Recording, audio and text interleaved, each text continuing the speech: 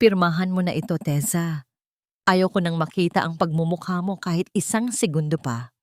Ang boses ni Danilo ay parang talim ng balisong na humiwa sa katahimikan ng silid. Malamig, walang bakas ng pag-aalinlangan, walang kahit katiting na init na dati, ay nagpapakalma sa puso ni Tessa tuwing gabi. Sa sandaling iyon, dahan-dahang lumingon si Tessa. Ang kanyang mga kamay, na puno ng maliliit na bakas ng tusok ng karayom, ay mahigpit na nakakapit sa isang asul na suit. Ito ang regalong binuo niya sa loob ng 3 buwan. Bawat tahi, bawat hibla ng tela, ay dumaan sa kanyang mga daliri habang iniisip ang 3 taon ng kanilang pagsasama. Puyat, pagod at pagmamahal ang bawat hibla nito. Nakaplansa ito ng maigi, walang kahit isang lukot, handang isuot ng lalaking tinuturing niyang mundo. Ngunit sa paligid niya, hindi pag-ibig ang bumubulaga. Ang sulyap ng mga pulis na nakatayo sa pintuan, ang nakakasilaw na flash ng mga kamera ng media sa labas ng sikat na hotel, at ang mapanguyam ng ngiti ni Chantal na nakatayo sa likuran ni Danilo. Lahat ng ito ay parang isang masamang panaginip na ayaw magwakas.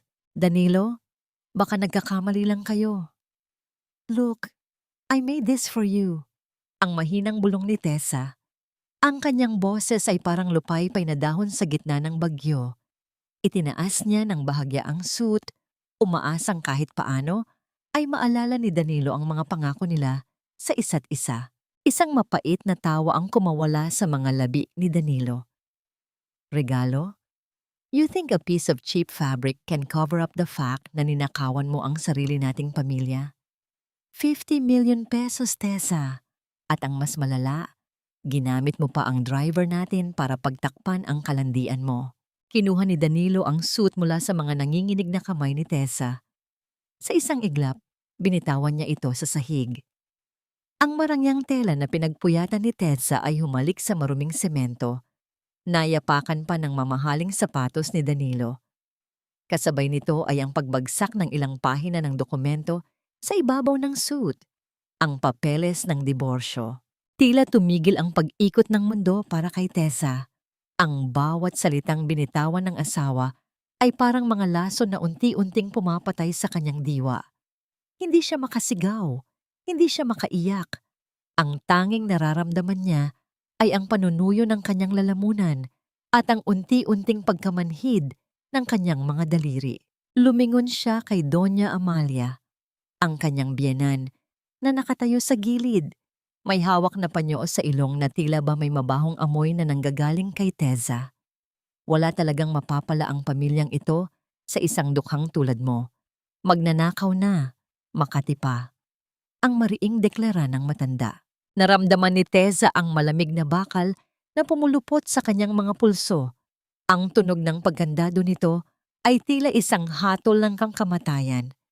Sa gitna ng kaguluhan, sa kabila ng mga pangungutya at akusasyon, isang bagay lang ang malinaw sa isip ni Tessa. Ang huling tingin ni Danilo bago ito tumalikod kasama si Chantal. Wala itong galit. Mas masahol pa sa galit ang nakita niya.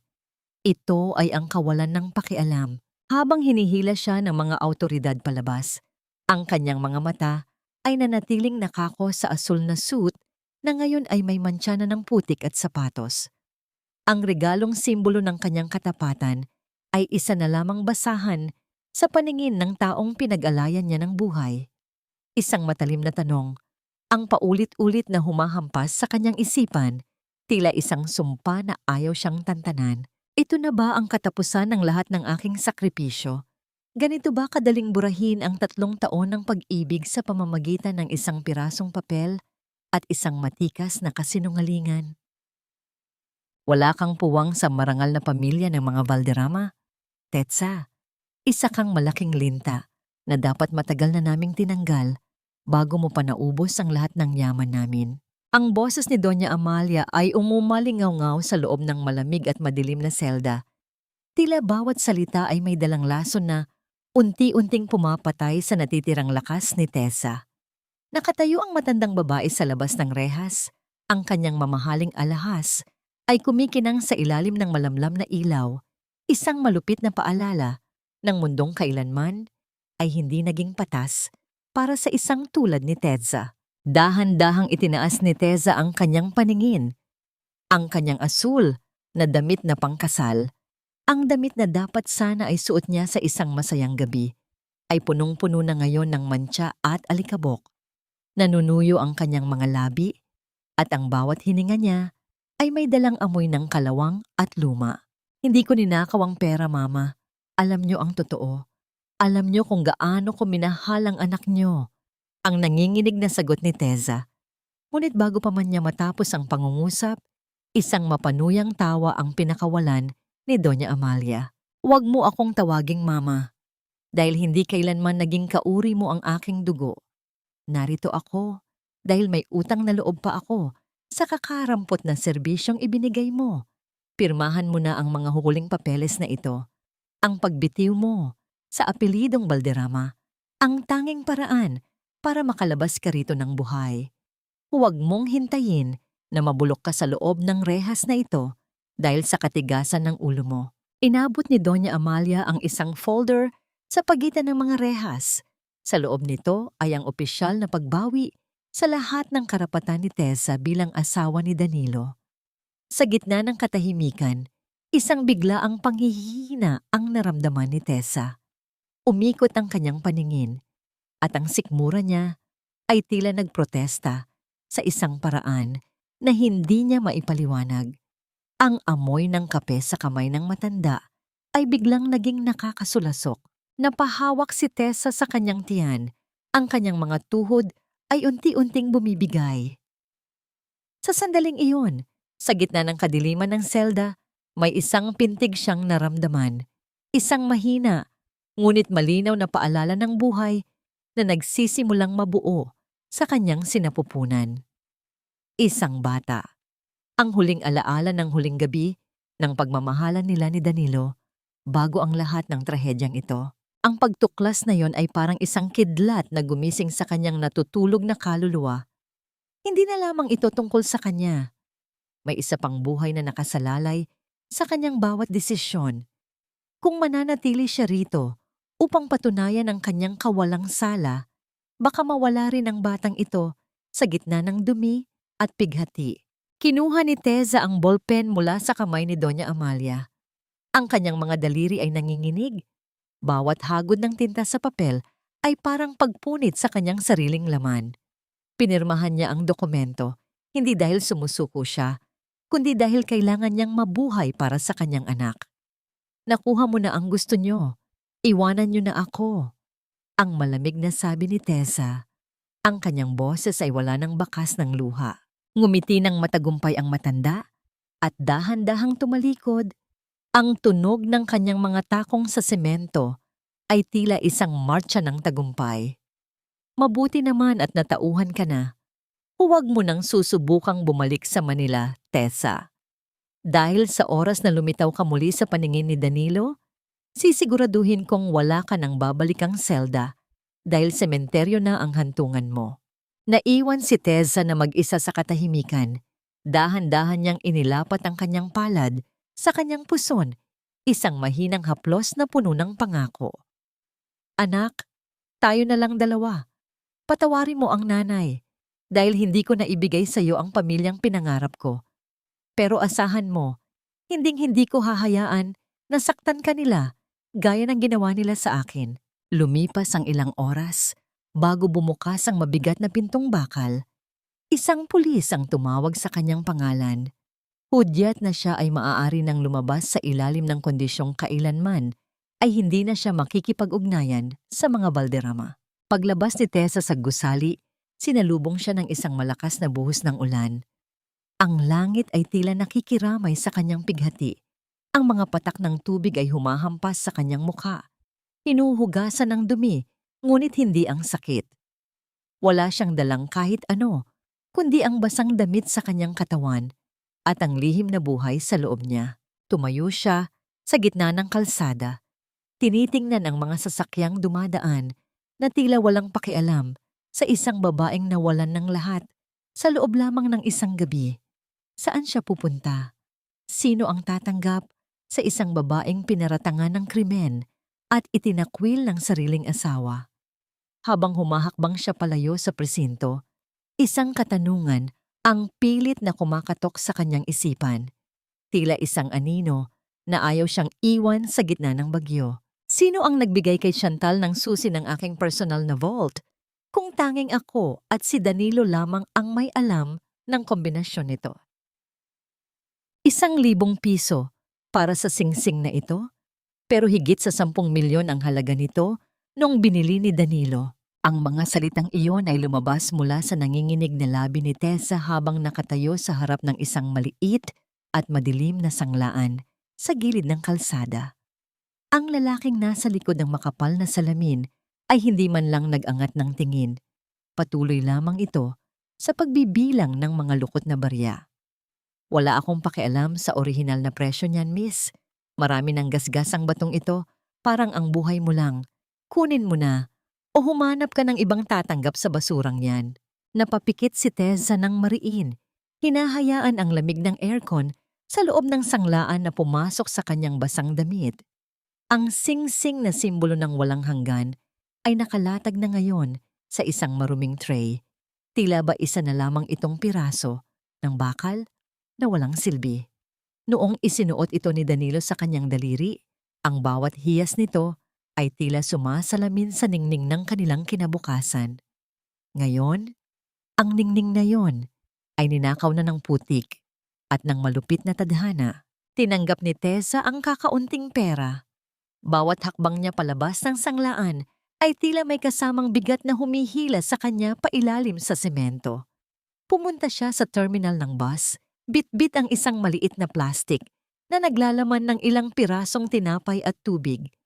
Ang Manila, ang lungsod kung saan siya nangarap at nasaktan, ay unti-unti nang naglalaho sa kanyang paningin habang ang bus ay bumabagtas sa madilim na kalsada patungo sa lalawigan. Sa loob ng bus, ang bawat uga ng sasakyan ay tila humahapdi sa kanyang puson. Inilagay ni Tessa ang kanyang palad sa kanyang tiyan, pilit na pinapakalma ang munting buhay sa loob. Sa kanyang tabi, isang matandang babae ang tahimik na nag-aalok sa kanya ng isang kumot. Isang maliit na kabutihan sa gitna ng kanyang pagkagunaw. "Salamat po." Ang mahina niyang sambit. Ang boses ay halos hindi marinig sa gitna ng ingay ng makina. Matapos ang mahabang oras ng paglalakbay, narating niya ang isang maliit na baryo sa tabi ng dagat. Ang amoy ng ngalat at patis ay sumalubong sa kanya, kasabay ng tunog ng mga alon na humahampas sa mga pampang. Wala siyang kakilala, wala siyang matutuluyan. Sa dulo ng dalampasigan, nakakita siya ng isang maliit na dampa kung saan may isang matandang babaeng abala sa pag-aayos ng mga lambat. Ito si Chemerly. "Naliligaw ka ba, anak?" Ang tanong ni Chemerly habang tinitingnan ang maputlang mukha ni Tessa. Nakita ng matanda ang sugat sa puso ng dalaga, isang sugat na pamilyar sa kanya dahil siya man ay biktima ng mapaglarong pag-ibig. Hindi nagtanong ang matanda ng anumang detalye. Inakay niya si Tessa papasok sa kanyang dampa at pinaupo sa isang lumang bangko. Habang iniinom ang mainit na tsaa na ibinigay ng matanda, dahan-dahang naramdaman ni Tessa ang unti-unting pagtulo ng kanyang mga luha. Ang bawat patak ay tila nagdadala ng lahat ng pait na kinimkim niya sa presinto at sa harap ni Danilo. "Dito, anak, ang dagat ang kukuha sa lahat ng dumi mo. Hayaan mong hugasan ng alat ang mga sugat mo," ang payo ni Chemerly habang hinahaplos ang likod ni Tessa. Ngunit ang pansamantalang kapayapaan ay agad na nabasag. Sa isang maliit at lumang telebisyon na nasa sulok ng dampa, lumabas ang isang balita na nagpabilis sa tibok ng puso ni Tessa. Nakita niya ang mukha ni Danilo, nakasuot ng isang mamahaling suit habang nakahawak sa bewang ni Chantal sa isang marangyang pagtitipon. Ang CEO ng Valderrama Group na si Danilo Valderrama, formal na nang inanunsyo ang kanyang nalalapit na pagpapakasal sa tagapagmana ng mga Chantal matapos ang mabilisang diborsyo sa dating asawa. Ang sabi ng reporter, nabitawan ni Tessa ang baso ng tsaa. Ang tunog ng pagbasag nito sa sahig ay tila echo ng kanyang sariling puso. Nakatingin siya sa screen, nakikita ang nangiti ni Chantal, ang nangiti ng isang babaeng nagnakaw ng kanyang buhay, ng kanyang asawa, at ng kanyang dangal. Sa tabi nito, ang malamig na mata ni Danilo ay tila walang pakialam kung nasaan man ang babaeng dati niyang tinawag na asawa. Isang matinding pait ang lumukob sa buong pagkatao ni Tessa. Habang ang hangin mula sa dagat ay humahampas sa dampa, isang lihim na pangako ang nabuo sa kanyang isipan. Hanggang kailan mo kayang itago ang katotohanan sa likod ng mga ngiti niyo? Habang ang dugong nananalaytay sa sinapupunan ko ay ang kaisa-isang bagay na hinding-hindi niyo makukuha. Hindi na kailangan ng orasan ni Tessa para malaman na madaling araw na. Ang lamig ng simoy ng dagat at ang unang huni ng mga ibon ang nagsisilbing hudyat na kailangan na niyang bumangon. Ang kanyang mga kamay, na dati ay humahaplos sa mamahaling sutla sa Manila, ngayon ay puno na ng mga sugat at kalyo. Bawat umaga ang tunog ng tubig na bumubuhos sa kanyang malaking batya ay tila isang ritual ng penitensya. 5 taon na ang lumipas, ngunit ang bawat pagkuskos niya sa mga maruruming labada ng kanyang mga kapitbahay ay tila paglilinis din sa kanyang sariling dangal na pilit dinungisan ng iba. Nay, gising na po ako. Ako na po ang magsasampay ng mga puti. Ang malambing na tinig ni Lito, ang kanyang 5 taong gulang na anak. Napangiti si Tessa, isang ngiti na tanging para sa kanyang anak lamang inilalaan. Tiningnan niya ang batang lalaki na may suot na kupasing t-shirt. Habang naglalakad si Lito patungo sa sampayan, kitang-kita sa kanyang likuran ang isang maliit na balat na hugis bituin, ang Valderrama mark, na tanging mga lalaki sa pamilya ni Danilo ang nagtataglay. Ang balat na yon ay isang lihim na kayamanan at isang sumpa na sabay na nagpapaalala kay Tessa ng nakaraan. Salamat anak, mag-ingat ka baka mabasa ang damit mo.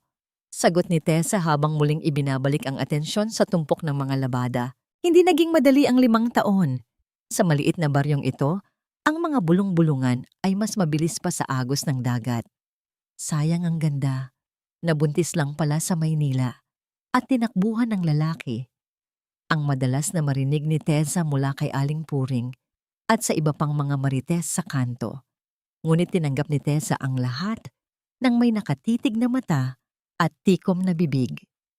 Ang kanyang katahimikan ay hindi tanda ng kahinaan, kundi ng isang matibay na pader na itinayo niya para protektahan ang kanyang anak. Bukod sa paglalaba, sinimulan na rin ni Tessa ang pagtanggap ng mga kumpuni ng damit. Dahil sa husay ng kanyang mga kamay, unti-unting nakilala ang kanyang munting patahi sa ilalim ng dampa. Mula sa mga punit na pantalon ng mga mangingisda hanggang sa mga bestida para sa pista, bawat tahi ni Tessa ay may kasamang pangarap na makapag-ipon para sa pag-aaral ni Lito. Isang hapon, habang abala siya sa pagtatapos ng isang barong para sa alkalde ng bayan, dumating si Tia Merly na may dalang isang lumang dyaryo at isang balot ng tela. Tessa, may nagpadala nito mula sa kabayanan. Isang malaking order daw para sa isang butik sa Maynila. Naghahanap sila ng mga mahuhusay na mananahi ng embroidery dito sa probinsya. Kinuha ni Tessa ang tela. Ang haplos nito ay pamilyar, isang dekalidad na satin na tanging sa mga marangyang tindahan lamang sa Makati makikita. Ngunit ang mas nagpatigil sa kanyang paghinga ay ang diaryong pambalot dito. Isang malaking litrato ni Danilo at Chantal ang bumungad sa kanya. Valderrama Group, magbubukas ng pinakamalaking textile factory sa bansa. Ang nakasaad sa headline. Tiningnan ni Tessa ang mukha ni Danilo sa litrato. Mukhang mas matigas na ito ngayon, walang bakas ng kagalakan sa likod ng kanyang mamahaling salamin. Sa tabi niya, si Chantal ay lalong nagmistulang reyna ng mga mapagkunwari, punong-puno ng mga hiyas na marahil ay galing sa perang ninakaw nila sa kanya. Nay, tingnan mo po. Nakatapos na ako sa paglilinis ng sapatos ko. Sigaw ni Lito habang tumatakbo patungo sa kanya. Niyakap ni Tessa ang anak ng mahigpit. Ang kanyang puso ay biglang binalot ng kaba at determinasyon. Ang telang hawak niya ay tila isang tulay na unti-unting nagdurugtong sa kanyang tahimik na buhay at sa mundong pilit niyang kinalimutan. Habang tinitingnan niya ang listahan ng mga disenyo na kailangang tahiin, isang pamilyar na logo ang nakita niya sa ilalim ng papel. Isang logo na siya mismo ang nagdisenyo 5 taon na ang lumipas. Bakit ang kumpanyang pagmamay-ari ng mga Valderrama ang naghahanap ng mga mananahi sa liblib na lugar na ito? At ano ang mangyayari kung malaman nilang ang babaeng itinapon nila sa putikan ay ang siyang tanging makakapagsalba sa kanilang bagsak na kalidad ng produksyon? Ang tagumpay na binuo sa ibabaw ng luha ng iba ay parang isang palasyong yari sa buhangin. Maganda mang tingnan, pero sa bawat ihip ng hangin, ang bawat butil nito ay nagpapaalala ng isang pagkakamaling hindi na kayang itama. Sa loob ng mansyon ng mga Valderrama, ang katahimikan ay tila isang mabigat na kumot na bumabalot sa bawat sulok ng marangyang bahay. Nakatayo si Danilo sa harap ng malaking bintana sa kanyang library, hawak ang isang baso ng alak. Ang bawat lagok niya ay may kasamang pait na hindi kayang burahin ng pinakamahal na inumin. Sa labas, ang mga ilaw ng Makati ay kumikinang. Ngunit sa kanyang paningin, ang lahat ng iyon ay hungkag at walang saysay. Dahan-dahan, siyang naupo at binuksan ang pinakailalim na drawer ng kanyang mesa. Doon, sa ilalim ng mga tambak na kontrata, ay may isang maliit na piraso ng asul na tela. Ito ang kapirasong natira mula sa suit na tinapak-tapakan niya 5 taon na ang nakalilipas. Inilapit niya ito sa kanyang mukha. Sa kabila ng tagal ng panahon, tila may naiwan pang bakas ng bango ng sampagwita, ang paboritong pabango ni Tedsa. Bakit hanggang ngayon, narito ka pa rin? Ang mahina niyang bulong, ang kanyang boses ay puno ng pagod. Danilo, what are you doing in the dark again? Isang matining na boses ang bumasag sa kanyang pagmumuni-muni. Pumasok si Chantal sa silid, bitbit ang napakaraming shopping bags mula sa mga mamahaling butik. Ang kanyang mukha ay puno ng kolorete. Pilit na itinatago ang bawat linya ng pag-aalala. Look at this! I bought the most expensive lace for our wedding invitation. We need to make sure everything is perfect. Hindi pwedeng mapahiya ang pamilya natin. Inilapag ni Chantal ang mga gamit sa ibabaw ng mesa, hindi man lang napansin ang kapirasong tela na mabilis na itinago ni Danilo. At kailangan ko rin ng karagdagang budget para sa charity gala natin next month. We need to maintain our image, honey. Alam mo naman, people are still talking about that. That woman from 5 years ago. Tiningnan ni Danilo si Chantal. Ang babaeng ito, ang naging katuwang niya sa loob ng 5 taon. Ang babaeng sinasabi ng kanyang ina na karapat-dapat para sa kanya. Pero bakit sa tuwing tinitingnan niya si Chantal, ang tanging nakikita niya ay isang serye ng mga transaksyon at pagpapanggap? Chantal, can we just have one night without talking about money or image? Ang walang gana niyang sagot. Eksakto namang pumasok si Doña Amalia. Dala ang kanyang karaniwang autoridad. Danilo, don't be so cold to your fiancé. Chantal is doing everything to keep this family's reputation spotless. Huwag mong kalimutan kung anong ginawa ng babaeng yun sa atin. Pinahiya niya tayo. Ninakawan niya tayo. Ang pagpapakasal mo kay Chantal ang magtatakip sa lahat ng dumi na iniwan ni Tessa. I know, Mom, I know, sagot ni Danilo. Bagamat ang kanyang isipan ay lumilipad sa ibang direksyon. Kamakailan lamang, sinubukan niyang hanapin ang orihinal na audit report ng kumpanya mula sa taong iyon. Ngunit sa tuwing magtatanong siya sa archive department, ang tanging sagot nila ay nawawala ang mga digital at physical copy ng mga file na yon. Isang malaking katanungan ang nabubuo sa kanyang loob. Kung talagang nagnakaw si Tessa, bakit kailangang burahin ang mga ebidensya ng kanyang krimen nang makaalis ang kanyang ina at si Chantal para ayusin ang mga damit na binili? Naiwan si Danilo na muling mag-isa. Kinuha niya ang kanyang telepono at tiningnan ang isang lumang litrato ni Teza na lihim niyang itinago sa isang secured folder. Ang mga mata ni Tessa sa litrato ay puno ng katapatan, isang bagay na hindi niya nakikita sa mga tao sa paligid niya ngayon. Samantala, sa kabilang dulo ng mansyon, sa loob ng kanyang walk-in closet, biglang tumunog ang telepono ni Chantal. Isang hindi kilalang numero ang lumitaw sa screen. Nang sagutin niya ito, ang kanyang mukha ay biglang namutla. Hello? Isang garalgal na boses ng lalaki ang sumagot mula sa kabilang linya. Miss Chantal, kumusta na ang buhay, Reyna? Naalala mo pa ba ang driver na tinulungan mong gumawa ng mga pekeng litrato? 5 taon na ang nakakalipas. Paubos na ang perang ibinigay mo sa akin. At sa tingin ko, mas malaki ang ibabayad sa akin ni Sir Danilo kung sasabihin ko sa kanya ang totoo tungkol sa 50 milyong piso. Nabitawan ni Chantal ang mamahaling pabangong hawak niya. Ang bote ay bumagsak sa makapal na alpombra nang walang tunog, ngunit ang kanyang buong mundo ay tila nayanig sa matinding takot. Ang ingay ng makina ng mga eroplano at ang walang tigil na anunsyo sa mga speaker ng paliparan ay tila isang malupit na orkestra na nagpapabilis sa tibok ng puso ni Teza. Narito na naman siya sa Manila, ang lungsod na naging saksi sa kanyang pinakamasayang pangarap at sa kanyang pinakamalagim na pagkabigo. Sa gitna ng siksikan ng mga tao sa Terminal 3 ng NAY, mahigpit ang hawak ni Teza sa kamay ng 5 taong gulang na si Lito. Sa kabilang kamay niya ay ang isang malaking kahon na naglalaman ng mga embroidery na pinagpuyatan niya sa loob ng 1 buwan. Ang bawat hakbang niya sa makinis na sahig ng paliparan ay tila may kasamang kaba.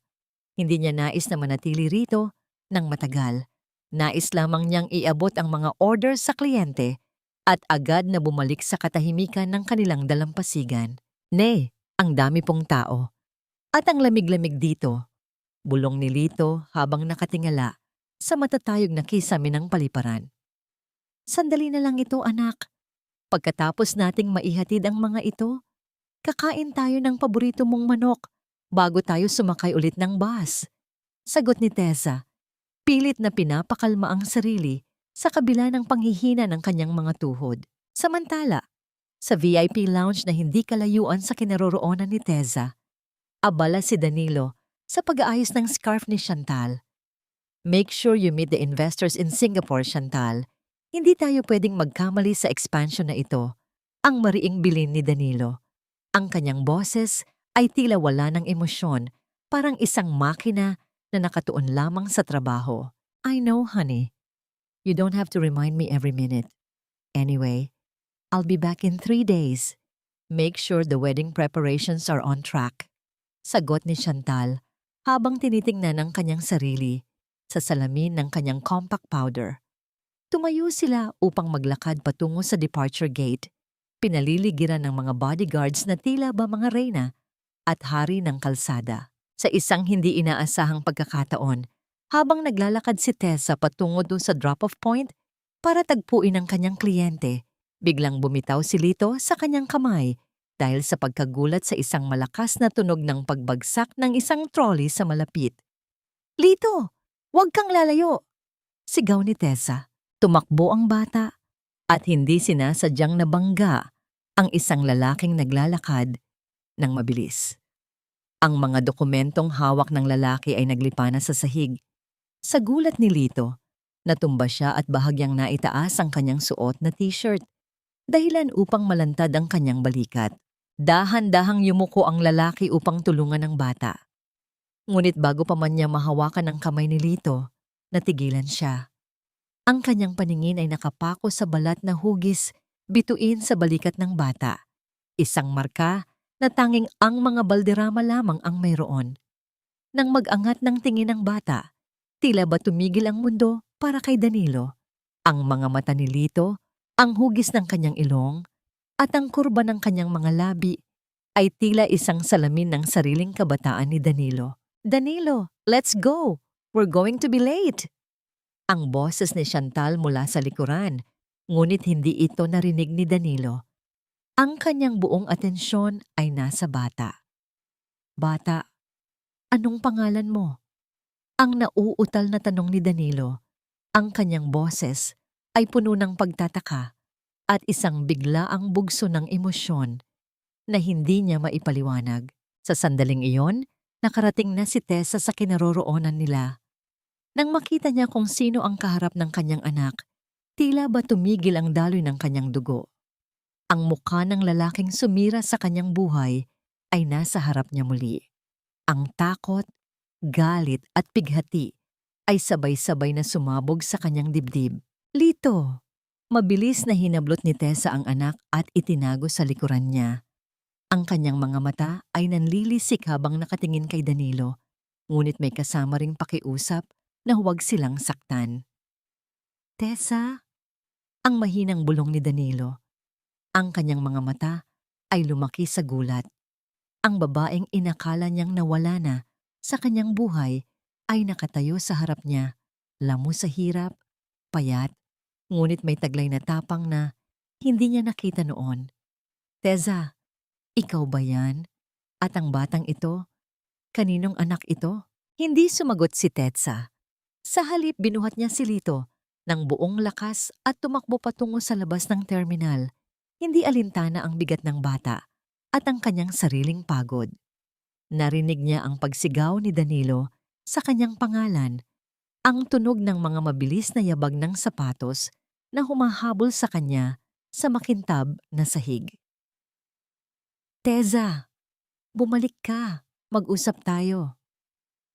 Ang sigaw ni Danilo na umaling-awngaw sa buong departure hall na naging sanhi ng paglingon ng maraming tao. Mabilis na nakalabas si Tessa sa terminal at agad na sumakay sa isang naghihintay na taxi.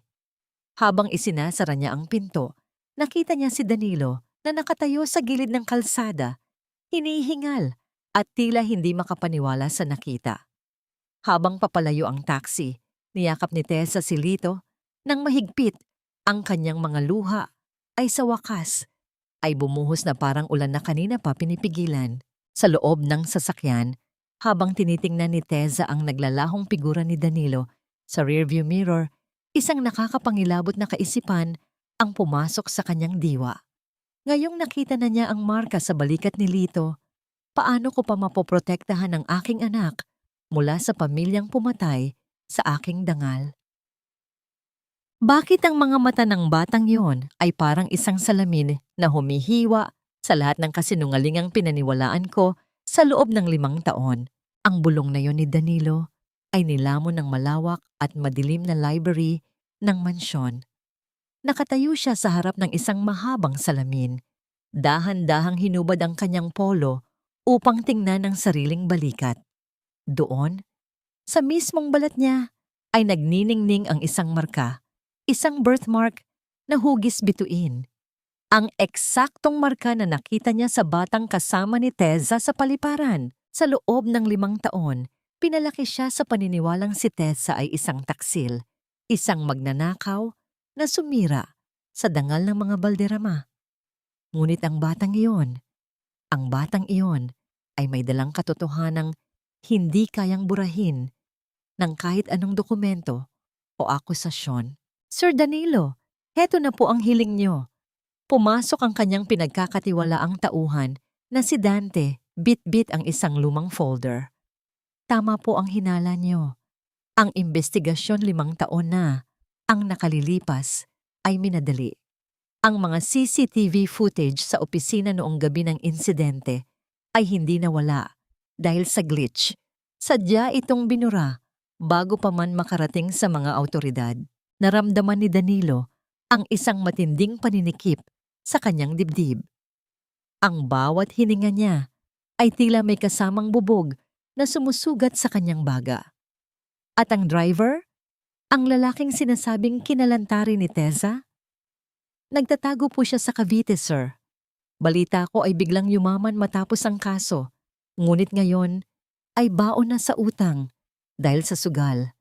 Sinasabing may mga protector siyang binabayaran para manahimik, sagot ni Dante. Eksakto namang bumukas ang pinto at pumasok si Chantal, na tila isang reynang nabulabog sa kanyang trono. Danilo, bakit hindi ka pa nagbibihis? Ang pamilya ng governor ay naghihintay sa atin para sa dinner. At sino ang inuutusan mong mag-imbestiga sa nakaraan? Akala ko ba ay tapos na tayo sa usaping iyon? Tumingin si Danilo kay Chantal. Sa unang pagkakataon, hindi ang ganda nito ang nakita niya, kundi ang makapal na maskara ng pagpapanggap. Ang boses ni Chantal, na dati ay tila musika sa kanyang pandinig, ngayon ay parang isang matinis na tunog ng bakal na kinakalos sa semento. Bakit ka natatakot, Chantal? Kung wala kang itinatago, bakit ayaw mong ungkatin ang katotohanan? Ang malamig na tanong ni Danilo.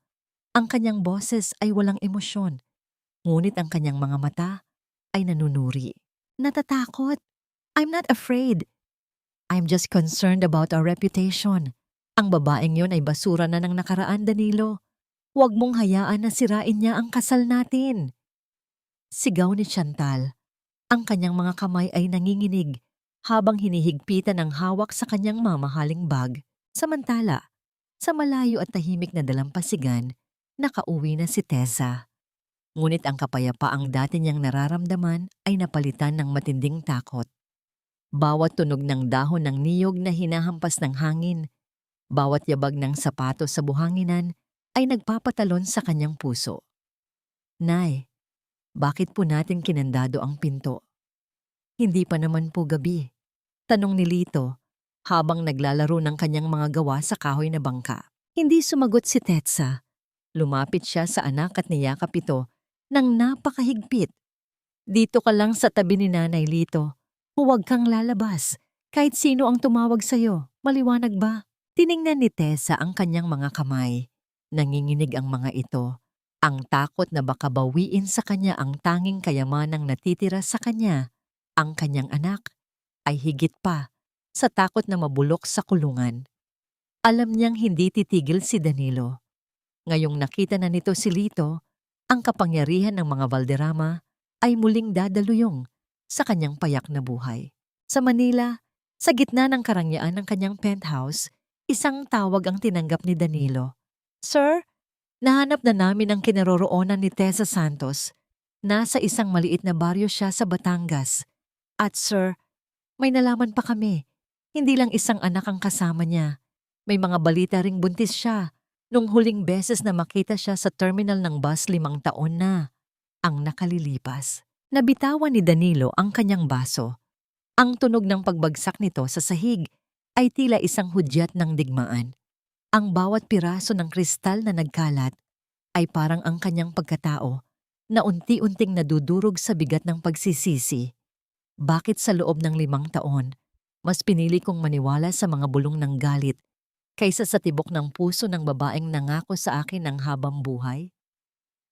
Burahin mo ang dumi, kahit dumanak pa ang luha ng batang iyon. Siguraduhin mong hindi na sila makakaapak sa Manila. O kahit sa panaginip ni Danilo, ang utos na yon ni Chantal ay parang lason na humalo sa amoy ng mamahaling insenso sa loob ng kanyang silid. Nakatingin siya sa madilim na kalsada mula sa kanyang balkonahe habang ang kanyang mga kamay ay mahigpit na nakakapit sa baso ng alak. Wala na ang maskara ng bait. Ang tanging natitira ay ang mukha ng isang babaeng handang pumatay ng dangal upang manatili sa trono. Chantal! Sapat na ang ginawa nating pagtataboy sa kanya noon. Ang mahinang boses ni Doña Amalia mula sa pintuan. Pumasok ang matanda. Ang kanyang mukha ay puno ng mga linyang dala ng konsensya, ngunit ang kanyang tindig ay nananatiling matigas.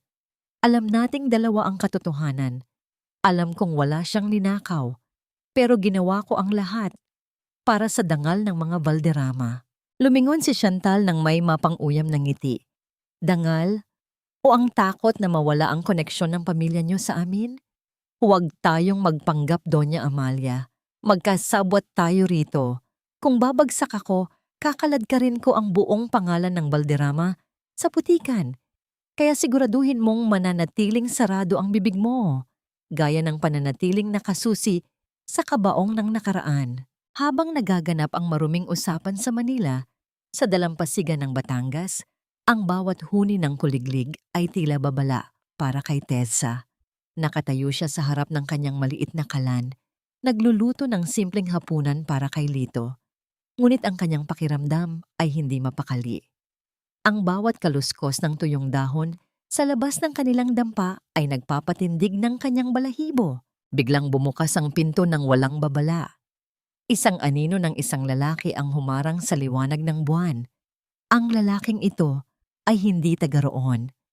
Ang kanyang suot na jacket at ang malamig na titig ay hindi nababagay sa payapang baryo. Sino ka? Anong kailangan mo? Ang matapang na tanong ni Tessa, bagamat ang kanyang tuhod ay nanginginig sa takot. Mabilis niyang itinago si Lito sa likuran niya. Ang kanyang mga kamay ay nakahawak sa isang matalas na gunting na ginagamit niya sa pananahi. Masyado ka raw maingay, Miss Tessa. Ang boses ng lalaki ay parang kalawang na kumakalas sa bakal. May mga taong gustong manatili kang tahimik. At kung hindi ka makikinig, baka ang batang ito ang unang mawalan ng boses. Naramdaman ni Tessa ang paglamig ng kanyang buong katawan. Ang bawat salita ng lalaki ay parang mga karayom na tumutusok sa kanyang puso. Ngunit sa halip na sumuko, isang kakaibang lakas ang dumaloy sa kanyang mga ugat. Ito ang lakas ng isang inang handang makipagpatayan para sa kanyang anak. Subukan mong lumapit sa anak ko at sisiguraduhin kong hindi ka na makakalabas sa baryong ito ng buhay. Ang mariing banta ni Tessa. Ang kanyang boses ay tila kulog sa gitna ng katahimikan. Bago pa man makahakbang ang lalaki, isang matalim na liwanag mula sa isang gasera ang tumama sa kanyang mukha. Dumating si Tia Merly, hawak ang isang mahabang itak na ginagamit sa paglalako ng niyog. Umalis ka rito, bago ko patawagin ang lahat ng mangingisda sa pampang. Wala kang puwang sa lupang ito.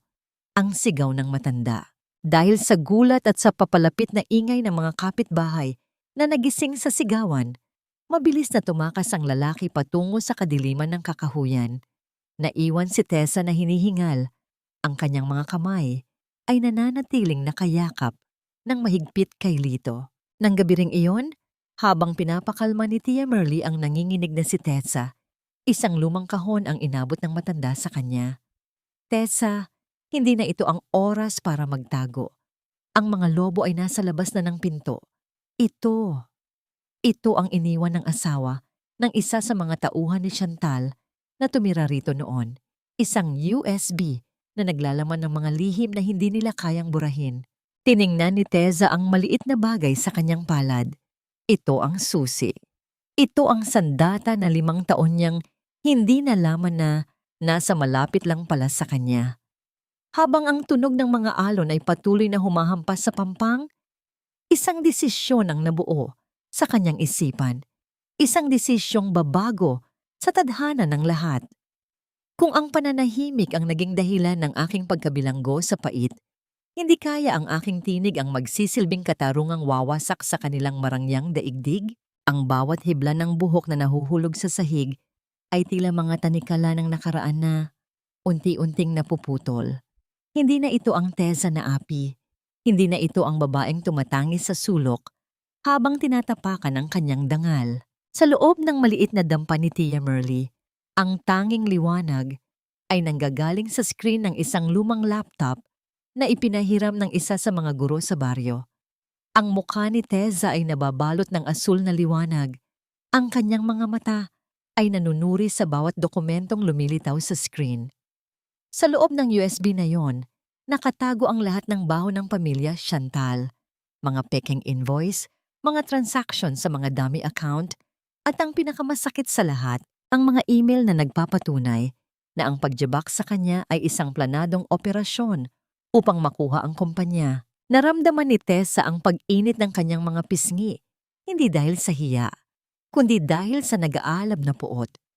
Sa loob ng 5 taon, naniwala siyang biktima siya ng malas, ngunit ngayon, napatunayan niyang siya ay biktima ng isang malupit na laro.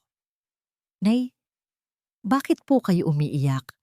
May masakit po ba? Tanong ni Lito, nakakagising lang mula sa pagkakaidlip sa papag. Mabilis na pinunasan ni Tessa ang kanyang mga mata at lumingon sa anak.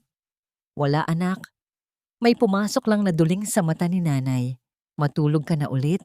May gagawin lang si nanay na mahalagang bagay para sa kinabukasan nating dalawa. Nang makatulog muli ang bata, kinuha ni Tessa ang kanyang lumang notebook kung saan nakalista ang mga pangalan ng mga dating empleyado ng Balderrama na tinanggal ni Chantal dahil sa hindi pagsunod sa kanyang mga baluktot na utos.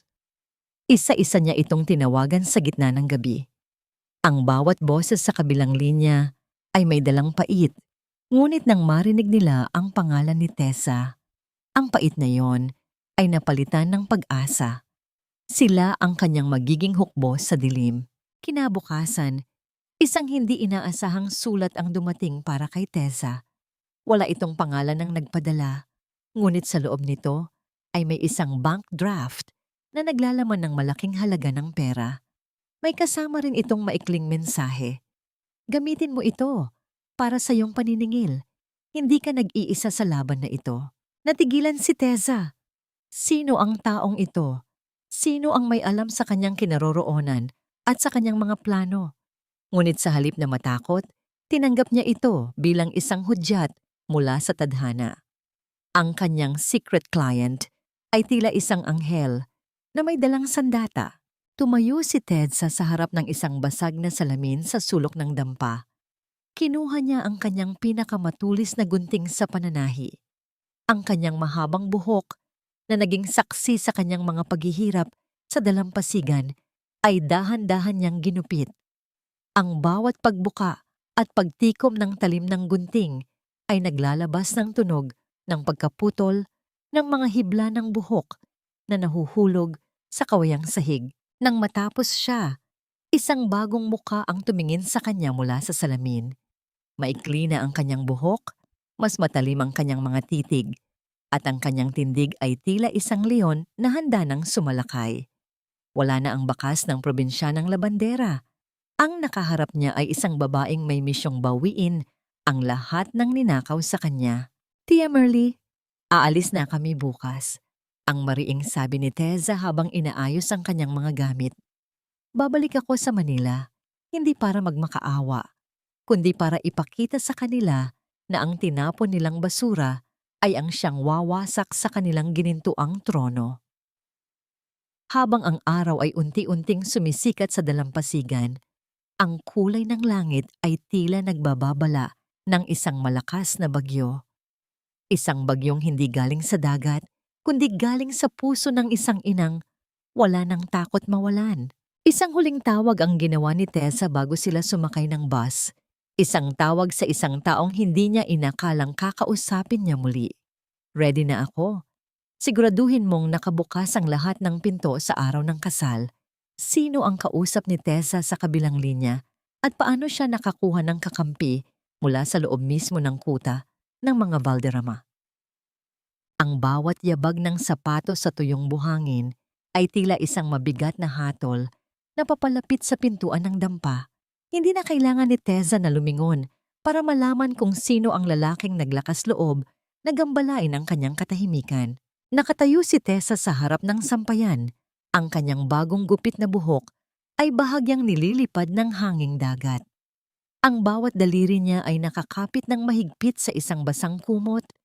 Ang kanyang mga kuko ay bumaon sa tela, habang ang pamilyar na amoy ng mamahaling pabango at tabako ay humahalo sa alat ng hangin. Tessa, ang boses na yon. Ang boses na dati ay nagpapatibok ng kanyang puso sa tuwa, ngayon ay nagdudulot na lamang ng isang matinding hapdi, gaya ng pagbuhos ng alkohol sa isang sariwang sugat. Dahan-dahang humarap si Tessa.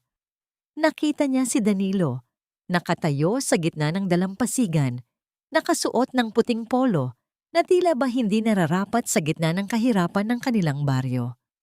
Ang kanyang mga mata ay puno ng pagod, pagkalito, at isang bagay na hindi inasahan ni Tessa.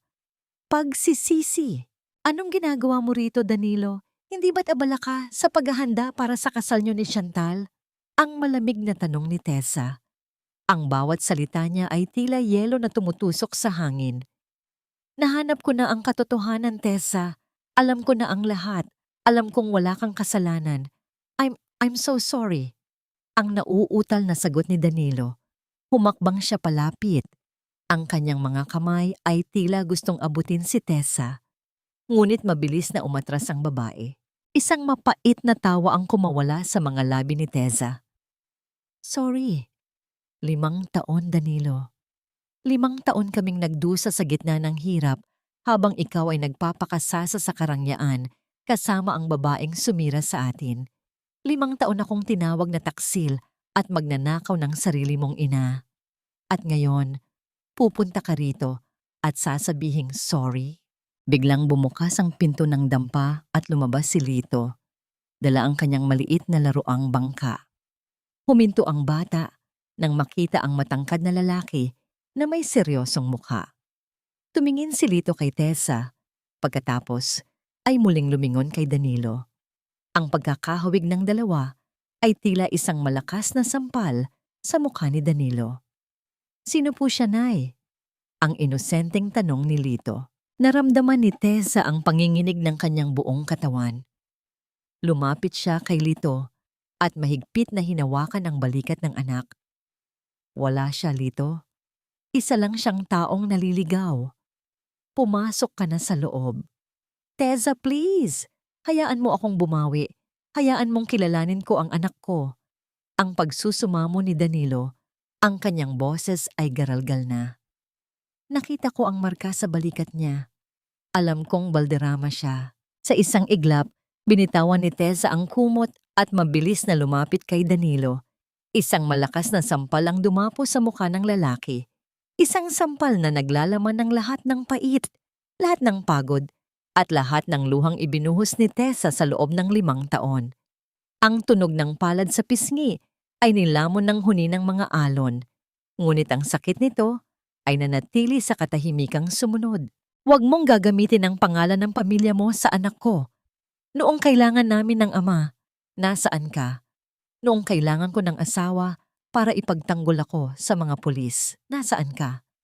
Ang sigaw ni Tessa, ang kanyang mga mata ay nag-aapoy sa galit.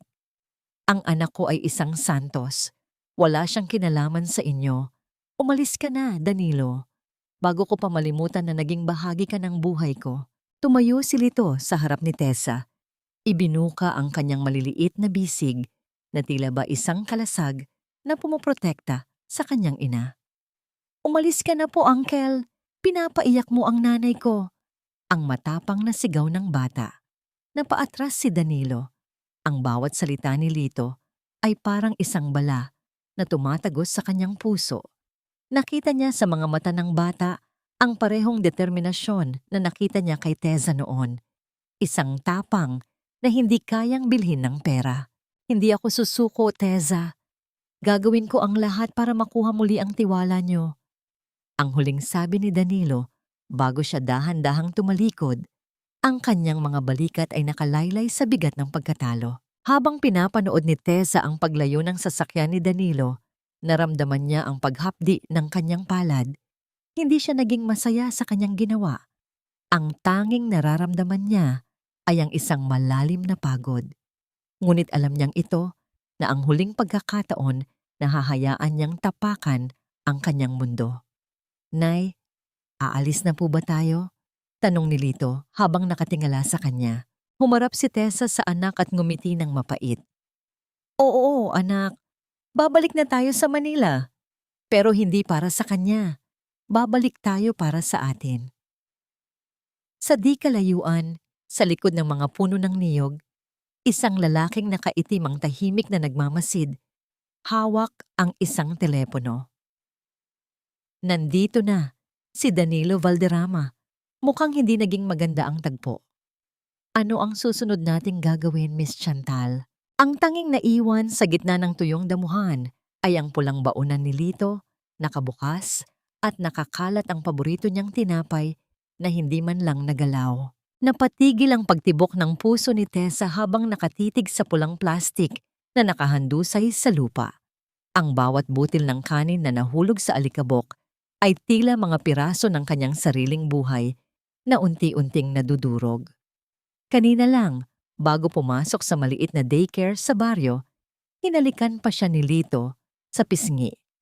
Ang init ng labi ng bata ay nararamdaman pa niya, ngunit ang may-ari ng halik na yon ay wala na sa paningin niya. Lito, Lito, nasaan ka? Ang sigaw ni Tessa ay umalingaw-ngaw sa buong kalsada, ngunit ang tanging sumagot sa kanya ay ang malakas na paggaspas ng mga dahon ng saging sa paligid. Naramdaman niya ang matinding panghihina ng kanyang mga tuhod, tila ba naging tubig ang kanyang mga buto. Napaluhod siya sa gitna ng kalsada, ang kanyang mga kamay ay nanginginig habang hinahaplos ang bauna ng anak. Sa sandaling iyon, isang mabilis na sasakyan ang huminto sa kanyang tapat. Naglalabas ng makapal na alikabok na humalo sa kanyang mga luha. "Tedsa, anong nangyari?" Mabilis na bumaba si Danilo mula sa kanyang sasakyan. Hindi pa siya nakakaalis ng baryo nang marinig niya ang tila huni ng isang naghihingalong hayop, ang boses ni Tessa na tumatawag sa kanilang anak. "Danilo, wala si Lito." Kinuha nila siya. "May nakita akong itim na van na mabilis na dumaan kanina. Akala ko ay normal lang. Pero si Lito, nandoon ang anak ko." Halos hindi makahinga si Tessa sa tindi ng kaba. Mahigpit niyang hinawakan ng braso ni Danilo. Ang kanyang mga kuko ay bumaon sa mamahaling tela ng polo ng lalaki. Sa unang pagkakataon sa loob ng 5 taon, naramdaman ni Danilo ang isang protektibong galit na mas matindi pa sa kanyang pride. "Hindi ko hahayaang saktan nila ang anak natin, Tessa. Sumakay ka. Hahanapin natin siya." Sa loob ng sasakyan, ang katahimikan ay nababalot ng matinding tensyon. Ang bawat segundo ay tila isang oras para kay Tessa. Kinuha ni Danilo ang kanyang telepono at tinawagan ang kanyang chief of security. "I-track niyo ang lahat ng sasakyang lumabas ng Batangas sa huling 30 minuto at tingnan niyo ang GPS ng bawat delivery van ng Valderrama Group na nasa area na ito ngayon." Isang nakakapangilabot na hinala ang pumasok sa isip ni Danilo. Habang mabilis nilang binabagtas ang kalsada, nakatanggap siya ng isang litrato mula sa kanyang tauhan. Isang itim na van ang nakitang pumasok sa isang abandonadong bodega sa labas ng bayan. Isang bodega na dating pagmamay-ari ng mga Chantal bago ito ibenta sa Valderrama. Si Chantal, ang mahinang bulong ni Tessa. Ang kanyang boses ay puno ng puot. Siya lang ang may kayang gawin ito.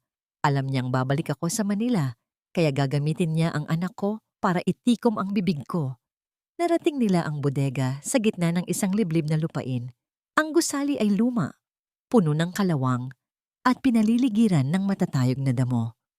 Ang tanging liwanag ay nanggagaling sa unti-unting paglubog ng araw na nagbibigay ng kulay dugo sa buong paligid. Dahan-dahang bumaba si Danilo at Tessa.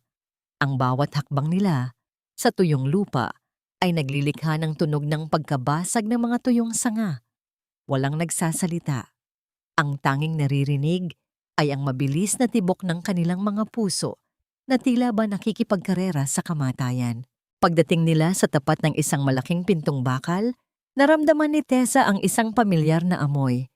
Ang amoy ng alikabok at lumang tela. Ito ang mundong dati niyang kinalakihan. Ngunit ngayon ay naging isang madilim na kulungan para sa kanyang anak. Biglang, isang matinis at nanginginig na tinig ang bumasag sa katahimikan ng madilim na gusali mula sa loob. "Nay! Tatay! Tulong po! Madilim po rito? Nay!" Napahawak si Tessa sa kanyang dibdib. Ang kanyang hininga ay tila napatid. Ang boses ni Lito. Ang boses ng kanyang buhay. Mabilis siyang lumapit sa pintong bakal at pilit itong kinalog. Ngunit ang tunog ng kadena na humahampas sa bakal ay tila ba tumatawa sa kanyang kawalan ng lakas. "Lito, anak, narito na si nanay. Huwag kang matatakot." Sigaw ni Tessa, ang kanyang mukha ay nakadikit sa malamig na bakal. Sa loob ng bodega, ang sagot ni Lito ay napalitan ng isang malakas na tunog ng pagkakaladkad ng kung anong mabigat na bagay. At ang huling sigaw ng bata, bago ang lahat ay muling bumalik sa nakabibinging katahimikan. Ang bawat segundong lumilipas ay tila isang patak ng asido na tumutunaw sa lakas ng loob ni Tessa. Ang katahimikang sumunod sa sigaw ni Lito ay mas masakit pa sa anumang sampal. Isang katahimikang nagbababadya ng kamatayan. Hindi na nag-aksaya ng panahon si Danilo. Tumakbo siya pabalik sa kanyang sasakyan. Ang kanyang mukha ay puno ng determinasyon at galit na ngayon lamang nakita ni Tessa. Ang dagundong ng makina ng kanyang SUV ay umalingaw-ngaw sa paligid, kasunod ng mabilis na pag-atras ng sasakyan. Sa isang iglap, pinaharurot ni Danilo ang sasakyan patungo sa pintong bakal. Isang malakas na tunog ng pagtama ng metal sa semento ang bumasag sa katahimikan ng gabi, dahilan upang mayanig ang buong bodega at tuluyang bumigay ang mga kalawanging kadena. Lito! Sabay na sigaw ni Tessa at Danilo habang mabilis na pumapasok sa loob ng madilim at maalikabok na gusali. Sinalubong sila ng amoy ng gasolina at unti-unting kumakalat na usok. Sa dulo ng bodega, nakita nila ang isang maliit na figura na nakatali sa isang lumang upuang kahoy. Sa paligid ng bata, ang mga tuyong tela at karton ay nagsisimula ng dilaan ng apoy. Isang sadyang sunog upang burahin ang lahat ng ebidensya ng krimeng ito. "Nay, tatay!" Ang mahinang tawag ni Lito.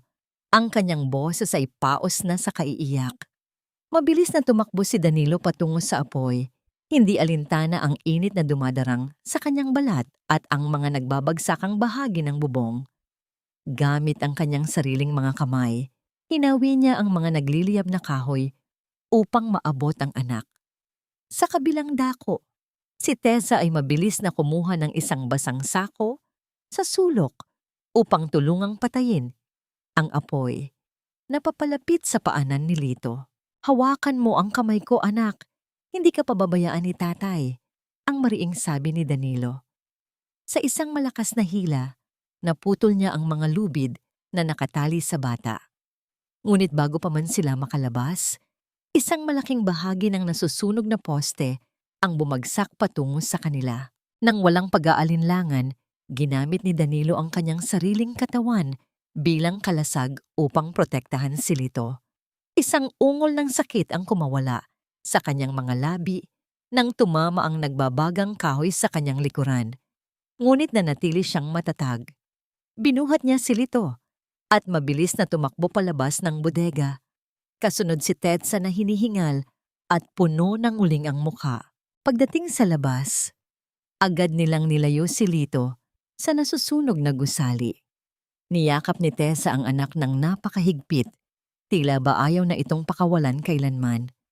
Ang bawat haplos niya sa buhok ng bata ay may kasamang pasasalamat sa langit. "Salamat, salamat at ligtas ka," ang hagulgol ni Tessa. Dahan-dahang lumapit si Danilo. Ang kanyang polo ay punit-punit na at may bakas ng paso sa kanyang balikat. Kinuha niya ang isang maliit na kahon mula sa kanyang bulsa, ang sing-sing na dati niyang kinuha kay Tessa. "Tessa, hayaan mo akong bumawi. Hayaan mong dalhin ko kayo sa ligtas na lugar. Hindi ko hahayaang saktan pa kayo ni Chantal." Tumingin si Tessa sa sing-sing pagkatapos ay sa mukha ni Danilo na puno ng pagsisisi. Ngunit sa halip na tanggapin ito, dahan-dahang itinulak ni Tessa ang kamay ng lalaki. Ang kanyang mga mata ay nanatiling matigas, bagamat may bakas ng pasasalamat para sa pagliligtas sa kanilang anak. "Sapat na ang ginawa mo ngayong gabi, Danilo. Pero hindi mabubura ng isang gabing kabayanihan ang 5 taon ng pag-abandona. Itago mo ang singsing na yan. Ibigay mo yan sa babaeng pinili mong pakasalan," ang malamig na sabi ni Tessa. "Pero Tessa, si Chantal ang may gawa nito. Papatayin niya kayo," ang giit ni Danilo. "Hayaan mo siyang sumubok," sagot ni Tessa habang itinatayo si Lito. "Ituloy niyo ang kasal sa makalawa, Danilo. Huwag niyo itong ititigil. Dahil sisiguraduhin kong sa harap ng altar, malalaman ng buong mundo kung anong klaseng halimaw ang papasukin mo sa buhay mo. At doon, sa harap ng lahat, doon ko kukunin ang huling paniningil ko." Habang ang apoy sa bodega ay unti-unting nilalamon ng buong gusali, Ang liwanag nito ay nagbigay ng isang nakakapangilabot na ningning sa mga mata ni Teza. Wala na ang takot. Ang natitira na lamang ay ang isang matinding determinasyon na tapusin ang lahat sa lugar kung saan ito nagsimula. Ituloy niyo ang kasal, Danilo. Darating ako. Ang boses ni Tessa ay tila isang sumpa na nanahan sa hangin. Nag-iiwan kay Danilo na nakatayo sa gitna ng kadiliman habang pinapanood ang babaeng tanging minahal niya na unti-unting lumalayo. Bit-bit ang katotohanang wawasak sa lahat ng kanyang pinaniwala. Ang bawat tunog ng kampana ng simbahan ay tila isang malakas na martilyo na pumupukpok sa kaba ng dibdib ni Danilo. Ang marangyang katedral ay punong-puno ng mga bulaklak na puti, ngunit sa kanyang pang-amoy, ang lahat ng iyon ay may dalang lansa ng kasinungalingan. Nakatayo si Danilo sa harap ng altar. Ang kanyang suot na mamahaling tuksido ay hindi kayang itago ang paninigas ng kanyang buong katawan. Sa bawat panig ng simbahan, ang mga pinakamayayamang pamilya sa Manila ay nagbubulungan, naghihintay sa pagsisimula ng itinuturing na kasal ng dekada. Sa unang hilera, nakaupo si Doña Amalia, nakasuot ng terno na kulay ginto. Ang kanyang mukha ay naglalarawan ng tagumpay at kapangyarihan. Huwag kang malikot, Danilo.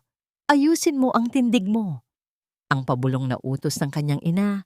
Nang mapansing tila lumilipad ang isip ng anak, bumukas ang malaking pintong kahoy ng simbahan. Ang sikat ng araw mula sa labas ay nagbigay ng isang nakakasilaw na liwanag, at mula roon ay lumabas si Chantal. Suot niya ang isang traje de boda na gawa sa pinakamahal na lace mula sa Pransya. Mahaba ang belo na tila ba isang reyna ng kadalisayan. Naglakad siya ng dahan-dahan sa ibabaw ng pulang karpet. Bawat hakbang niya ay may kasamang mapaglarong ng ngiti para sa mga bisita. Sa kanyang mga mata, nakuha na niya ang lahat, ang yaman, ang kapangyarihan, at ang lalaking matagal na niyang ninanais na maangkin. Nagsimula ang seremonya. Ang boses ng pari ay umalingaw-ngaw sa matatayog na kisame ng katedral. Ngunit para kay Danilo, ang bawat salita ay tila isang ingay na walang kahulugan. Ang kanyang mga mata ay pabalik-balik sa pinto. Nasaan si Tessa? Kung mayroon mang naririto na nagnanais tumutol sa pag-iisang dibdib na ito, mangyaring magsalita ngayon o manatiling tahimik magpakailanman. Ang tradisyonal na tanong ng pari na nagpabingi sa lahat. Isang nakakabinging katahimikan ang bumalot sa loob ng simbahan. Akmang itutuloy na ng pari ang seremonya nang marinig ang tunog ng mabibigat na yabag ng sapatos mula sa likuran. Ang malalaking pintong kahoy ay muling bumukas ng may lakas, dahilan upang ang lahat ng mga bisita ay sabay-sabay na lumingon. Doon, sa gitna ng sikat ng araw, nakatayo ang isang babae. Maikli ang kanyang buhok, suot ang isang simpleng puting bestida na tila ba nagniningning sa gitna ng karangyaan ng mga bisita. Wala siyang suot na alahas, ngunit ang kanyang tindig ay mas matikas pa sa sinumang naroroon. Sa kanyang tabi, mahigpit ang hawak niya sa kamay ng isang batang lalaki na may seryosong mukha. Teza? Ang gulat na bulong ni Doña Amalia. Ang kanyang kamay ay napahawak sa kanyang lalamunan. Naglakad si Tessa patungo sa gitna ng aisle. Ang bawat tunog ng kanyang sapatos sa marmol na sahig ay tila isang hudyat ng pagdating ng katotohanan. Hindi siya nagmamadali. Ang bawat hakbang niya ay puno ng dignidad. Tinitingnan ang bawat taong dati ay humamak sa kanya. Itigil ang kasal na ito. Ang boses ni Tessa ay malinaw, matapang, at puno ng awtoridad na nagpatahimik sa buong katedral. Anong ginagawa mo rito, impostora ka? Sigaw ni Chantal. Ang kanyang muka ay biglang namutla sa kabila ng makapal na kolorete. Guardia! Paalisin ang babaeng ito. Sinisira niya ang kasal ko. Ngunit bago pa man makalapit ang mga guards, itinaas ni Tessa ang isang maliit na USB drive. Danilo, bago mo isuot ang singsing sa babaeng yan, panoorin mo muna kung paano niya ninakaw ang 5 taon ng buhay nating dalawa. Panoorin nyo kung paano nilustay ng babaeng yan ang perang pinaratang nyo sa akin. Sa isang hudyat ni Teza ang malalaking screen sa gilid ng altar na orihinal na nakaplano para sa slideshow ng mga litrato ni na Danilo at Chantal ay biglang nagbago. Hindi mga matatamis na litrato ang lumitaw, kundi ang mga dokumento ng bangko, mga voice recording ng pakikipag-usap ni Chantal sa driver, at ang video ng pagtanggap ng suhol ng mga taong nagdiin kay Teza noon. Hindi totoo yan, gawa-gawa lang yan. Ang nanginginig na sigaw ni Chantal habang pilit na inaabot ang kanyang belo na tila ba gusto nitong magtago. Ngunit huli na ang lahat. Ang bawat mukha sa loob ng simbahan ay puno na ng pandidiri at gulat. Tumingin si Danilo sa screen, pagkatapos ay kay Chantal, at sa huli ay kay Teza. Ang kanyang puso ay tila pinipiga sa tindi ng pait at katarungang sa wakas ay dumating na. Ano itong ginawa mo, Chantal? Ang malamig na tanong ni Danilo. Ang kanyang boses ay tila isang hatol mula sa langit. Ang katahimikan sa loob ng katedral ay mas masakit pa sa hiyaw ng bagyo. Ang bawat mata ng mga panauhin ay tila mga talim na nakatusok sa puting trahe de boda ni Chantal, na ngayon ay tila isang maruming basahan sa paningin ng lahat. Nanginginig ang buong katawan ni Chantal habang nakatingin sa malaking screen. Ang bawat boses na lumalabas sa mga speaker, ang sarili niyang boses habang pinaplano ang paninira kay Teza, ay tila mga sampal na nagpapapula sa kanyang mukha. Wala siyang mahanap na butas para makatakas. Ang kanyang hininga ay naging mabilis at mababaw. Tila ba nauubusan na siya ng hangin sa gitna ng malawak na simbahan.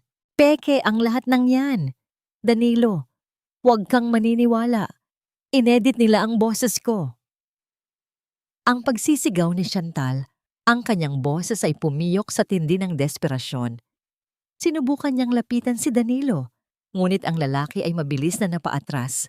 Ang mukha nito ay puno ng pandidiri. Sapat na, Chantal. Ang bawat dokumentong nakikita namin ay dumaan sa forensic audit. Ang pirma mo, ang account numbers mo, lahat ay tugma. Ang mariing sabi ng isang lalaking nakasalamin na kasama ni Teza.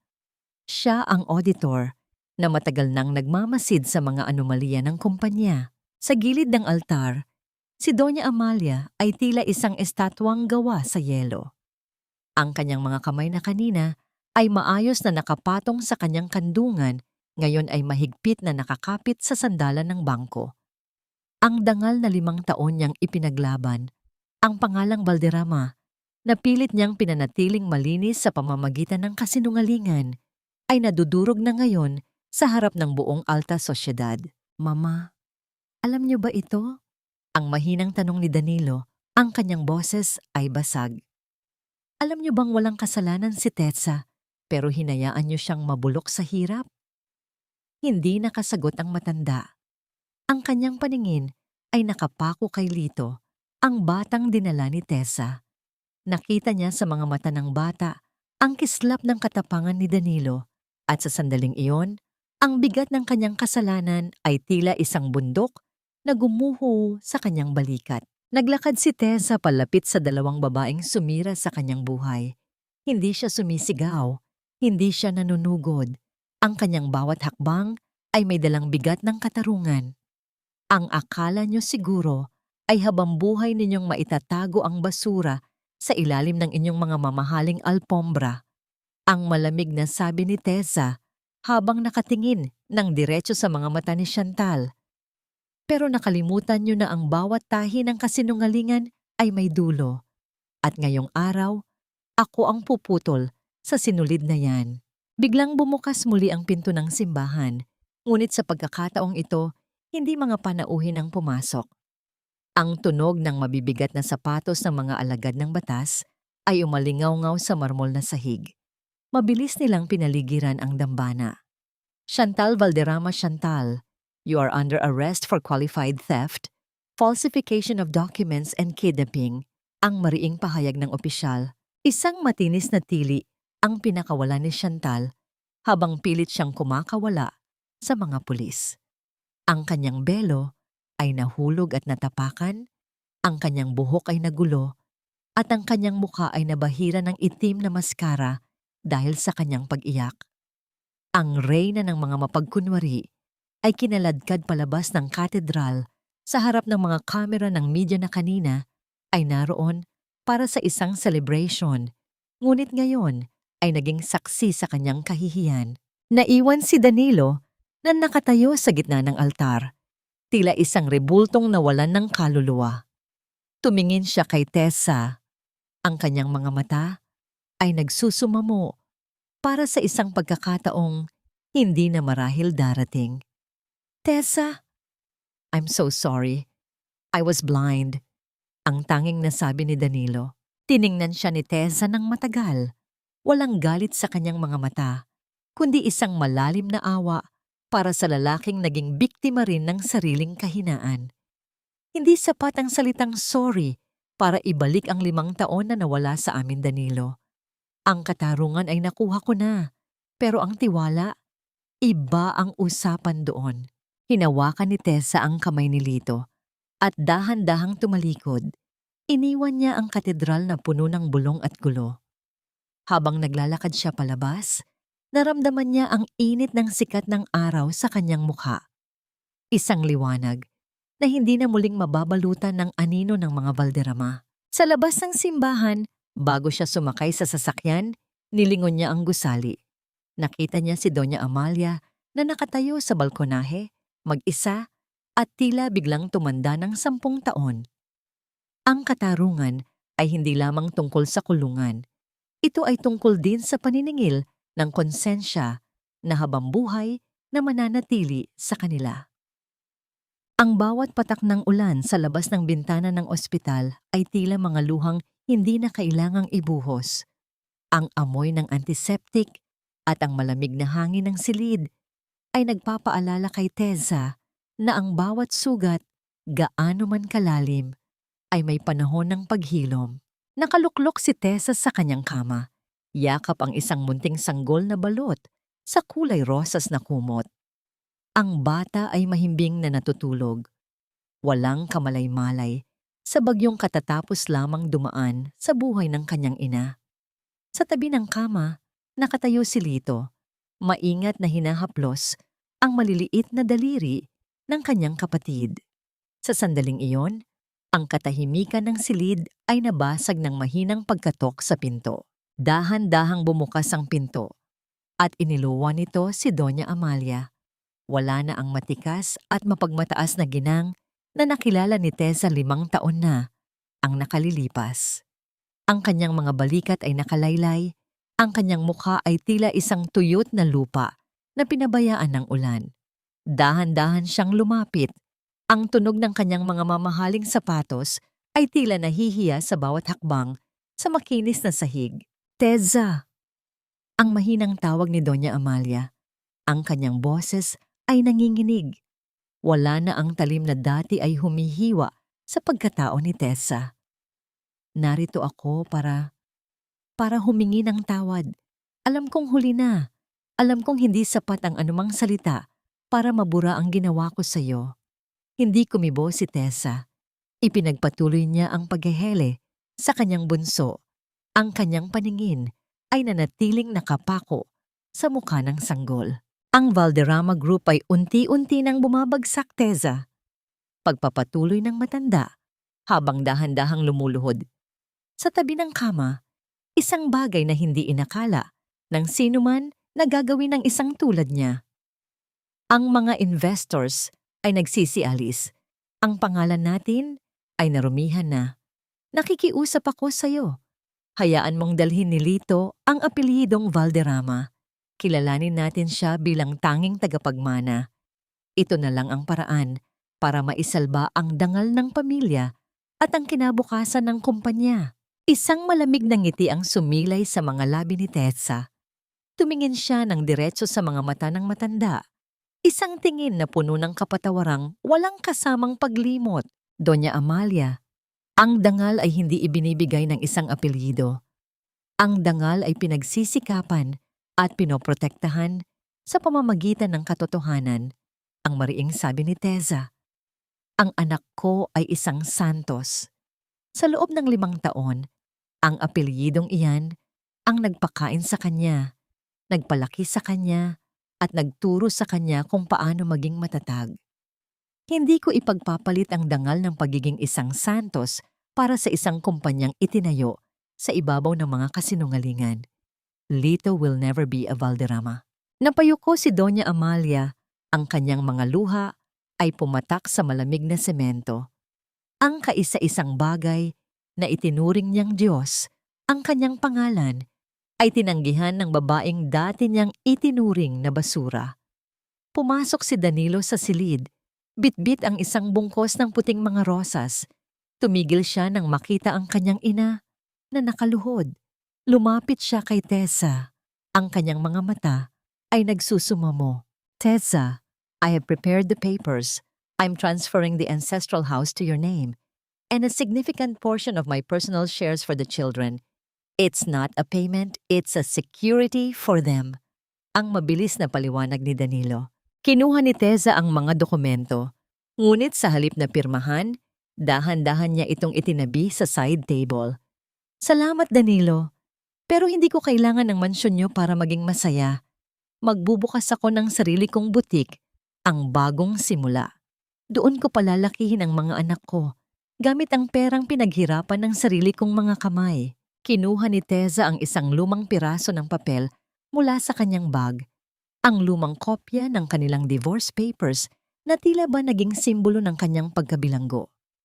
Sa harap ni Danilo at Doña Amalia, dahan-dahan niya itong pinunit sa maliliit na piraso. Ang bawat tunog ng napupunit na papel ay tila isang tanikala na tuluyan ng napuputol. Pinatatawad ko na kayo, ang sabi ni Tessa. Ang kanyang boses ay tila isang malumanay na hangin. Pinatatawad ko kayo dahil ayaw kong bitbitin ang galit sa puso ko habang pinalalaki ko ang mga anak ko. Pero huwag niyo nang asahan na babalik pa ako sa mansyong yon. Ang Tessa na kilala niyo ay matagal nang namatay sa dalampasigan ng Batangas.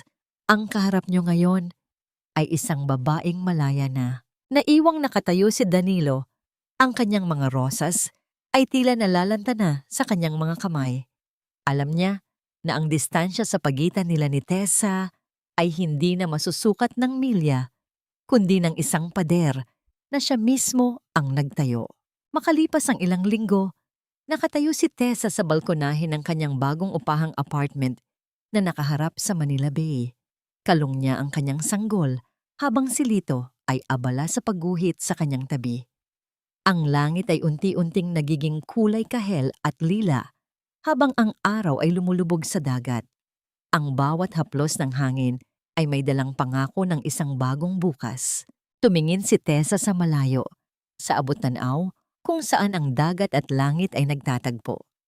Isang katanungan ang pumasok sa kanyang isipan, hindi dahil sa takot, kundi dahil sa pananabik sa hinaharap.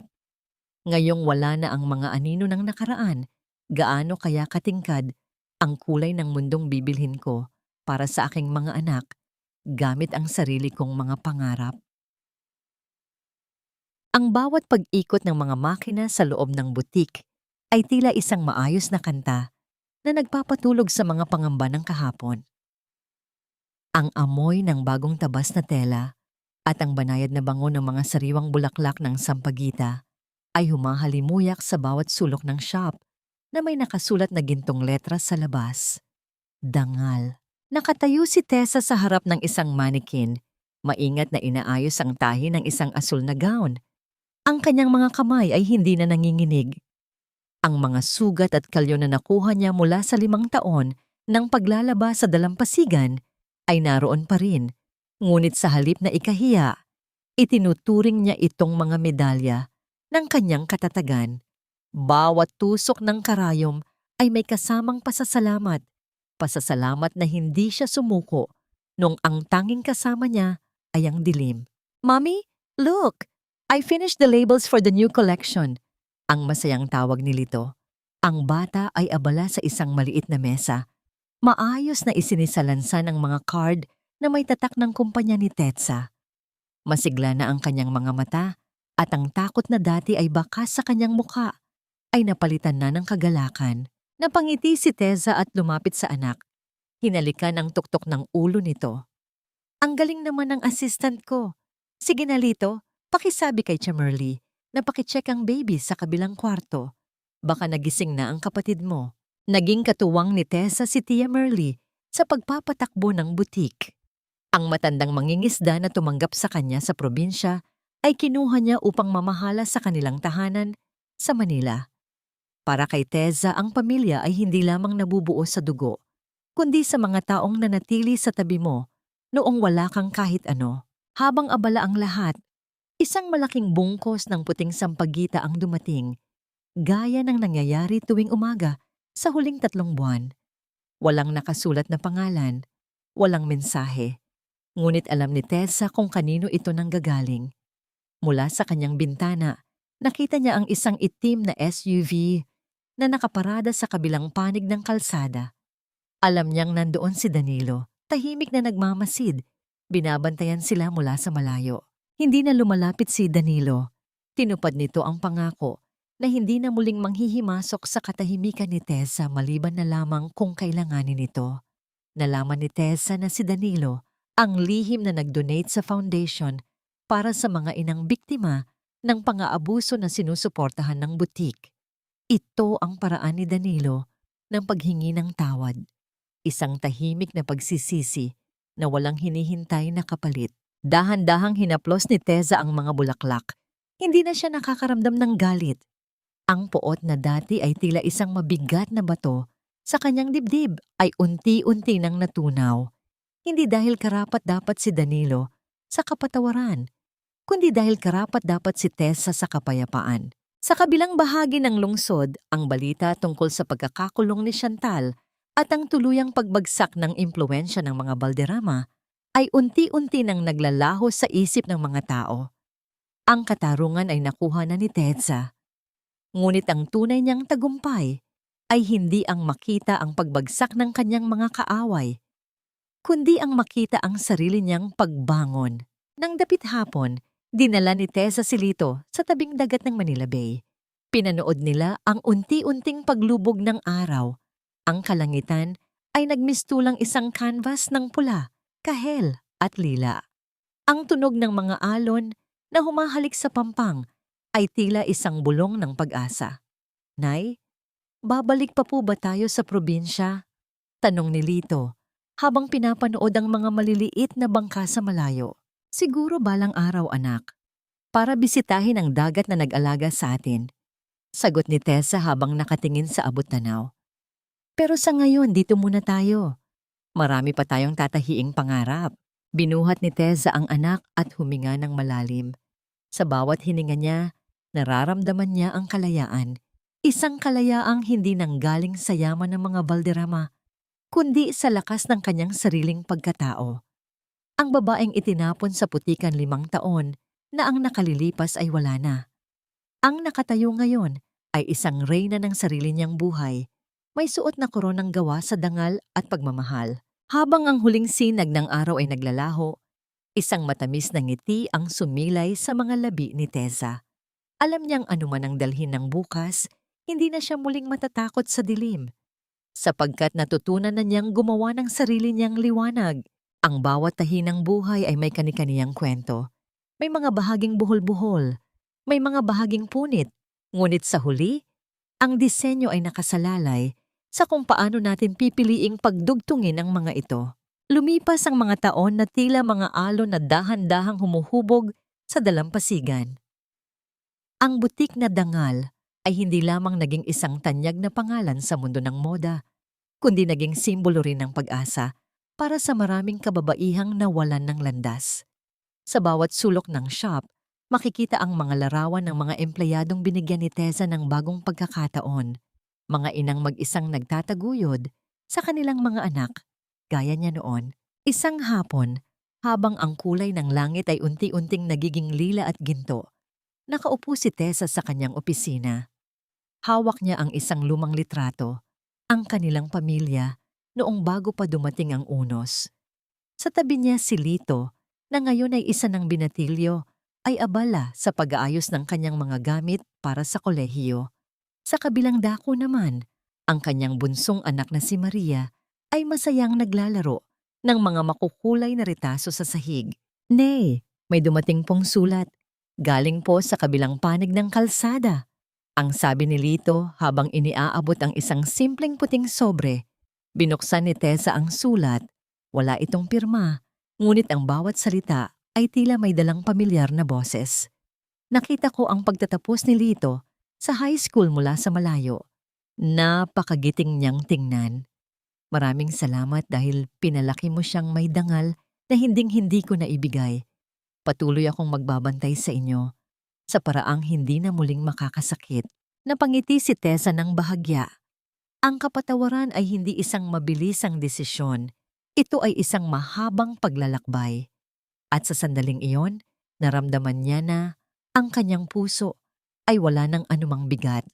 Ang galit na dati ay tila isang apoy na tumutupok sa kanyang pagkatao ay naging isang malamlam na baga na lamang na nagbibigay ng init sa kanyang karanasan. Sa kabilang dako, ang mansyon ng mga Valderrama ay nananatiling tahimik.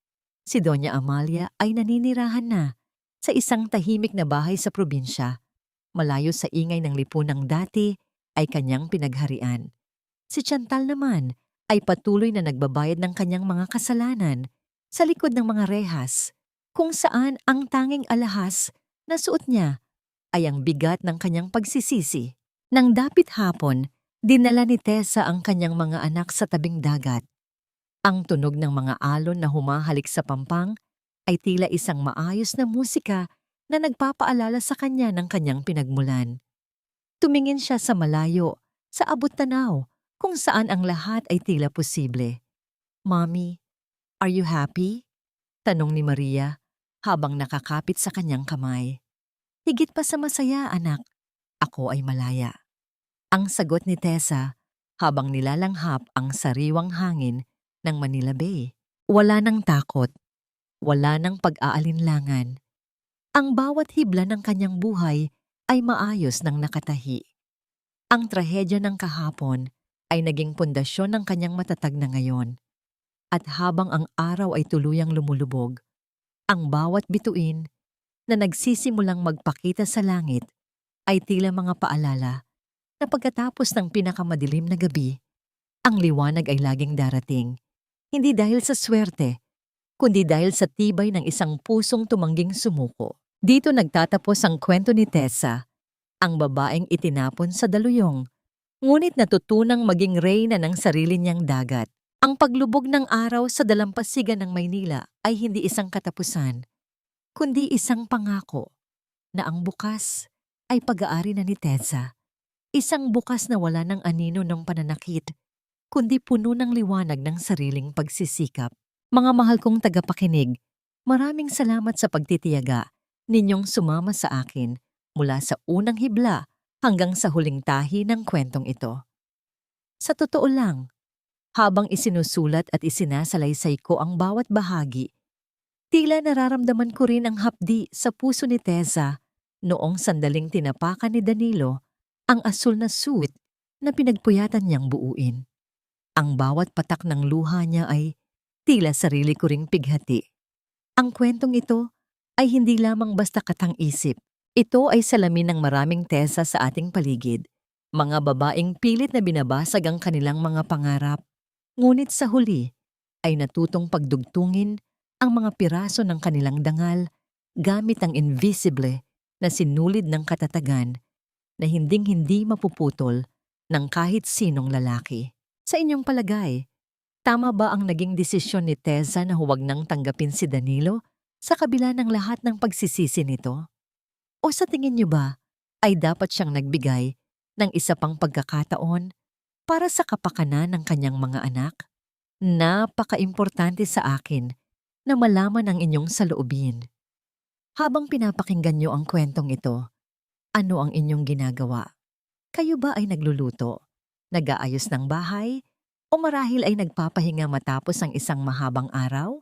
Huwag kayong mahiya na mag-iwan ng komento sa ibaba. I-like ang video na ito at ibahagi ang inyong sariling kwento ng pagbangon. Dito sa ating munting komunidad, bawat boses ay mahalaga at bawat karanasan ay pinakikinggan.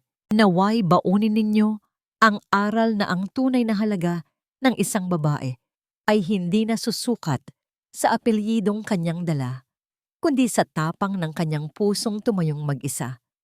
Pagpalain kayong lahat ng kapayapaan at lakas ng loob, pamagat ng kwento, dangal ng sinulid at karayong paalala.